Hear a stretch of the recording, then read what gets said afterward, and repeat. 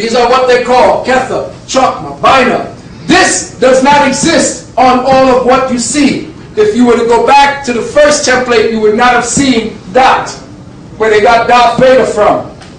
Hesed, Gubra, Tibara, Nesha, Hud, Yasud, Malkut.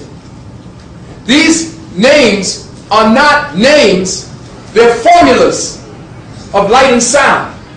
Formulas of consciousness. Next. Each one of them means something. Ketha means the source. Chokma means wisdom. Bina means understanding. Chesed means mercy. Gura means power. Tiparat means beauty. Nesach means victory. Hod means glory. Yasud means foundation. Malkuth means the kingdom. Look where they put the kingdom. Look very carefully at what I've just showed you. Check the schematics, and we're going to catch up with that in a minute. Go right ahead. The first tree of the 10 Sephiroth means 10. Each one of the Sephiroth are harmonically amplified by 9. There is no 10. 10 is actually a duplication of the 1 on the physical realm. So, whenever you are speaking about the exponential progression of life into the crystalline properties of movement and form, you're looking at it by exponential levels of 9. So the first tree is 10 Sephiroth, but harmonically exacerbated by 9, the second tree becomes 19, but then it becomes 19 and then becomes 20. Again, the third one goes by another 19, it goes to 28, it goes to 37, it goes to 46, it goes to 55. It keeps going back to what? Yes, because there is no other number past that. Everything exponentially is represented by the harmonic outgrowth of that one root seed. Go. Now listen, in the sixth tree you see equivalent of 55. Not only does this number add up to 10, but when the numbers 1 through 10 are added together, they total 55. So thus you can't go farther than that. Next. This is the exponential progression of the Sephirothic tree. What does it look like? It looks like the macrocosmic snowflake. So everything that you could study that has a geometric form to it, from the blood cell, all the way out to the snowflake, all the way out to planets, all the way out to gods, all of them have their root in this symbolism. Next.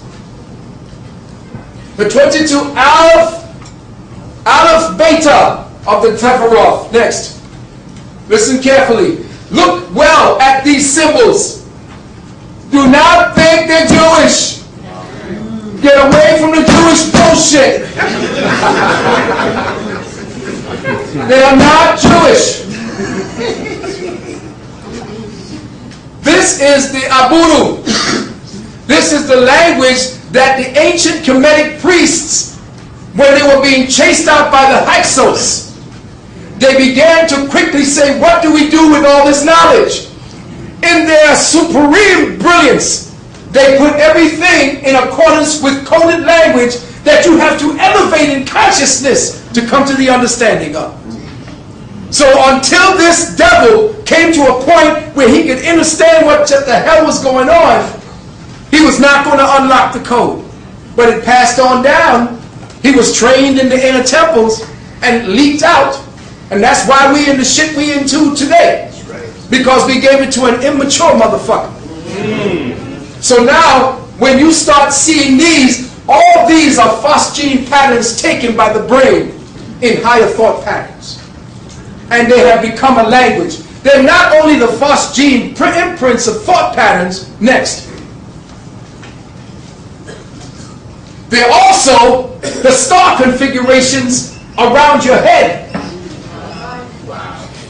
Look, this is the astral alphabet.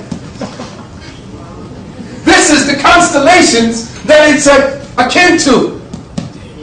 Here you have the specific constellation that they are connected to. And here you have the Hebrew alphabet.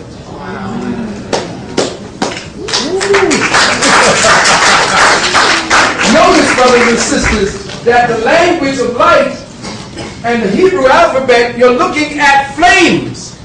If you were to take a candle and light a match and watch a flame dance back and forth, you are watching the language of fire speak to you. Well, all light, all language is based on light. And what's the best evidence or physical evidence of light? Fire.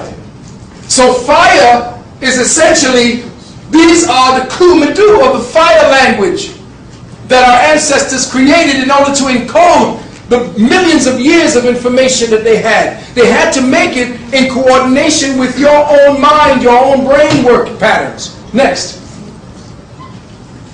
So what are we looking at? We're looking at the Sephiroth as the audio-spectral geometric template of universal existence. Next.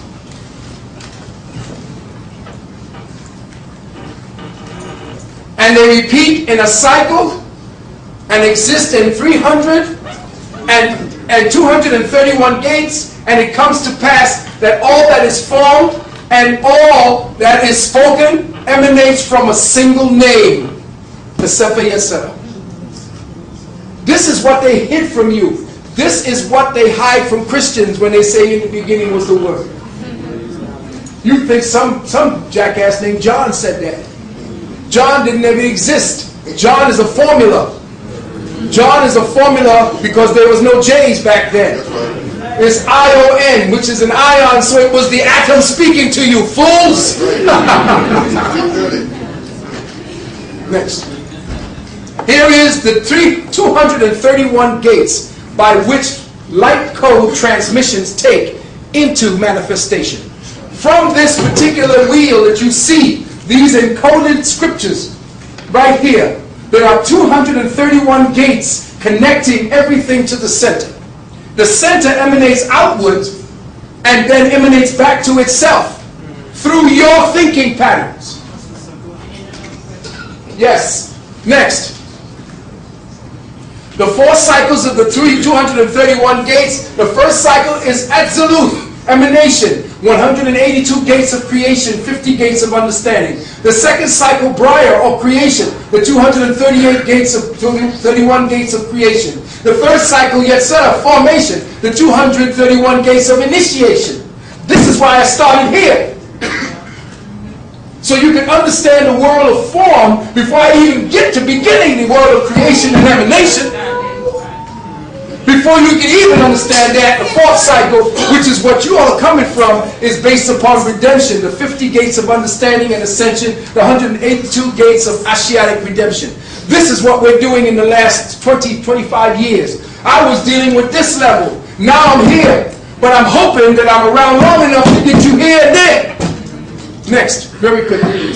Here you have a schematic showing you the different patterns that light takes.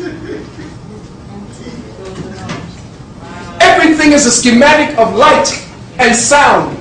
And the angles of creation are right there in front of you. Patterns where you can definitely form things out of nothing. Because everything that you want to exist already exists. You have to form the template by your mind. And when your mind forms the template, the sound begins to fill out the template. And when you understand how your thought process and everything else works, you will begin to understand that everything is based upon these schematics. Next.